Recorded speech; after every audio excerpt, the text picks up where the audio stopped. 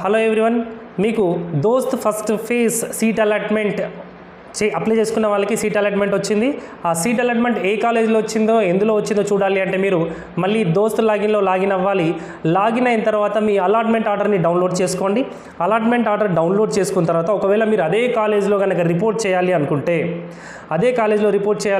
Self reporting ఉంటుంది. ఆ self reporting click చేసిన తర్వాత అందులో ఫీ పే చేయాలి. ఫీ పే చేస్తే మీ అడ్మిషన్ అందులో కన్ఫర్మ్ అవుతుంది.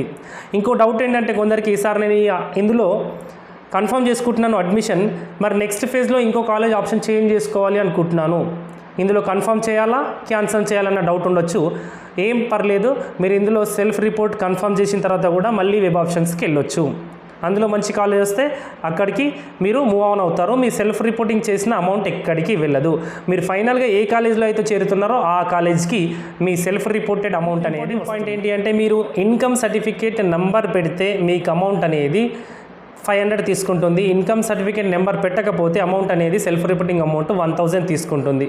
కొన్ని గవర్నమెంట్ కాలేజ్కి సెల్ఫ్ రిపోర్టింగ్ అమౌంట్ 0 తీసుకుంటుంది. Applications first phase self reporting గురించి మీకు ఏమైనా డౌట్ ఉంటే కమెంట్ చేయండి, మీకు రిప్లై ఇస్తాము. నెక్స్ట్ సెకండ్ ఫేజ్ ఆప్షన్స్ కూడా స్టార్ట్ అయిపోయాయి.